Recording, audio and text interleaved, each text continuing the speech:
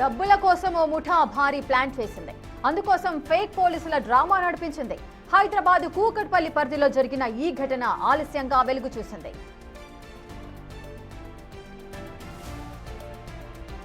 పోలీసుల పేరుతో ఈవీఎస్ఆర్ ప్రకాష్ అనే వ్యక్తిని స్కార్పియోలో ఎత్తుకెళ్లారు దుండగులు.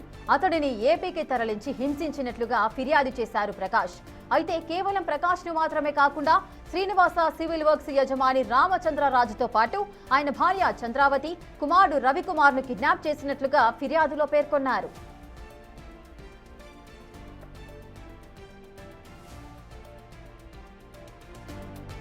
ప్రకాష్ ను 20 లక్షలు ఇవ్వాలని కిడ్నాపర్ నాగరాజు బెదిరించినట్లుగా చెబుతున్నారు. అంతేకాదు రామచంద్రరాజు నుంచి చెక్కులు, ప్రామిసరీ నోట్లపై సంతకాలు తీసుకున్నారు నాగరాజు అంటున్నారు ప్రకాష్. ఇక విషయాన్ని చెబితే పిల్లలను డ్రగ్స్ కేసులో ఇరికిస్తామని బెదిరించినట్లుగా కేపీహెచ్బీ పిఎస్ లో ఫిర్యాదు చేశారు.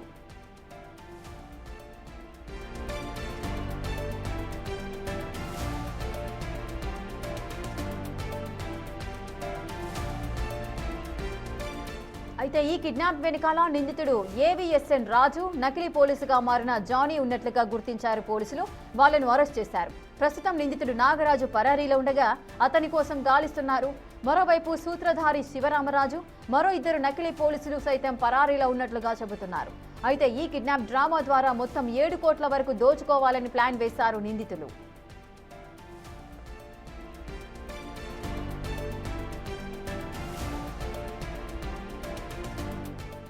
పోలీసు వాహనం, డ్రెస్సులు, లాఠీలు, హ్యాండ్ కప్స్ తో ఈ బెదిరింపుల పర్వం సాగినట్లుగా చెబుతున్నారు. సుమారు నెల రోజుల పాటు ఈ కిడ్నాప్ వ్యవహారం జరిగినట్లుగా చెబుతున్నారు. చివరకు ప్రాణ భయంతో పోలీసులను బాధితులు ఆశ్రయించడంతో ఈ వ్యవహారం వెలుగులోకి వచ్చినట్టుగా తెలుస్తోంది.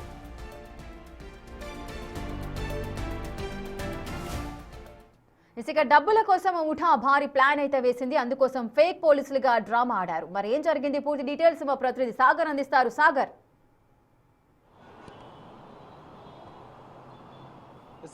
హైదరాబాద్ కేపీహెచ్పీలో డబ్బుల కోసం ఓ సంస్థకు సంబంధించిన ఓ కంపెనీ ఎండీ కుటుంబాన్ని కిడ్నాప్ చేశారు. ఇందులో నకిలీ పోలీసులు 2 వ్యాపారులు దీని మొత్తానికి ప్లాన్ చేస్తే డబ్బు వివాదంలో చెలరేగిన ఈ వివాదంలో నకిలీ పోలీస్ ముఠాను తయారు చేసి వారిని కిడ్నాప్ చేసి ఆ డబ్బును వసూలు చేయాలని భావించారు.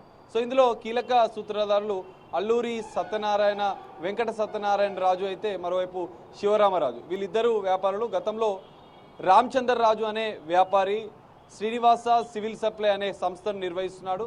అందులో కాంట్రాక్టర్గా వీరిద్దరు ఏవిఎన్ఎస్ రాజు, శివరామరాజులు పనిచేశారు. అందులో కాంట్రాక్ట్ పనులు చేసిన నేపథ్యంలో ఆ సంస్థ రామచంద్రరాజుకు వీరికి మధ్య కొంత ఆర్థిక వివాదాలు తలెత్తాయి. సో అందులో ఖచ్చితంగా డబ్బు రావాలి, అందులో నుంచి రామచంద్రరాజుని డబ్బును ఎలాగైనా వసూలు చేయాలని భావించారు. అందుకు నాగరాజు అని ఇందులో ఒక ట్విస్ట్, ఈ కేసులో మనం ట్విస్ట్గా చెప్పుకోవచ్చు, సంచలన విషయంగా కూడా చెప్పుకోవచ్చు. ఇక్కడ నాగరాజు అలియాస్ కార్తిక్ అనే వ్యక్తి గతంలో ఫేక్ నకిలీ ఐపీఎస్ అధికారిగా చెలామణి అవుతూ పెద్ద ఎత్తున మోసాలకు పాల్పడ్డాడు. ప్రస్తుతం ఆయన బెయిల్ పైన విడుదలై ఉన్నాడు. సో ఇదే తరహాలో మరో మోసానికి ప్లాన్ చేశారు. ఇక్కడ 2 వ్యాపారులు 7 కోట్ల రూపాయలు రామచంద్రరాజు నుంచి వసూలు చేసేందుకు ఒక సినిమా తరాలో సినీ ఫకీలో కిడ్నాప్కు ప్లాన్ చేశారు. అందుకు నాగరాజు అలియాస్ కార్తిక్ని ఆశ్రయించారు. అతను గతంలో చేసిన మోసాల తరహాలోనే ఓ స్కార్పియో వెహికల్ని అద్దెకు తీసుకున్నాడు. దానికి పోలీస్ స్టిక్కర్ వేశాడు. Hand caps, police dress, uniform, belt, ఇవన్నీ పోలీస్ షూస్, ఇవన్నీ పోలీసులను నమ్మించేందుకు అవన్నీ కొనుగోలు చేసి మరో 3 నకిలీ పోలీసులను తయారు చేసుకుని ఒక ముఠాగా ఏర్పడి ఇక్కడ ఉన్నటువంటి రామచంద్రరాజు వ్యాపారి కుటుంబాన్ని కిడ్నాప్ చేశారు. అందులో ఫైనాన్షియల్ మేనేజర్గా రామచంద్రరాజు ఫైనాన్షియల్ మేనేజర్గా పనిచేసే ప్రకాష్ అనే వ్యక్తిని మొదటగా కిడ్నాప్ చేశారు. ఇదంతా కూడా జనవరి 9వ తేదీ నుంచి ఫిబ్రవరి 10వ తేదీ వరకు, అంటే నెల రోజుల పాటు ఈ కిడ్నాప్ డ్రామా సినీ ఫకీలో ఈ స్టోరీని అంతా కూడా నడిపించారు. ఇక్కడ నకిలీ పోలీసులు అయితే మరోవైపు 2 వ్యాపారులు, వీరంతా కలిసి మొత్తం 6 ఈ స్టోరీలో అంటే ఈ మోసంలో ఇన్వాల్వ్ అయినట్లుగా కూడా పోలీసులు గుర్తించారు. అయితే వీరి వద్ద నుంచి, ఎందుకంటే జనవరి 9న ప్రకాష్ అనే వ్యక్తిని కిడ్నాప్ చేశారు. అతను ఏపీకి తీసుకెళ్లారు. ఏపీలో బంధించారు. 2 రోజులు బంధించి 15 లక్షల రూపాయలు వసూలు చేశారు. మరోవైపు ఫిబ్రవరి 7వ తేదీన ఈ వ్యాపారికి సంబంధించినటువంటి కుటుంబాన్ని రామచంద్రరాజు, అతని భార్య చంద్రావతి, అతని కొడుకు రవికుమార్, వీరందరినీ కూడా కిడ్నాప్ చేసి మొయినాబాద్లోని ఫామ్ హౌస్లో బంధించారు. వారిపైన దాడులు చేశారు, బెదిరించారు. డబ్బులు 4 కోట్ల రూపాయలు ఖచ్చితంగా డబ్బులు ఇస్తేనే వదిలిపెడతామని ఫేక్ చెక్కులు అంటే చెక్కులు తీసుకున్నారు, బాండ్ పేపర్లు ఎంటీ బాండ్ పేపర్ల మీద సైన్లు తీసుకున్నారు. సో ఇదంతా జరిగిన అనంతరం కూడా వారిని వదిలిపెట్టిన అనంతరం కూడా మిగతా డబ్బు కోసం వేధింపులకు గురి చేస్తున్నారు. ఈ విషయం బయటికి చెప్తే మీ పిల్లలపైన డ్రగ్స్ కేసులు నమోదు చేస్తాం, మిమ్మల్ని చంపుతామని బెదిరింపులకు పాల్పడుతున్నారు.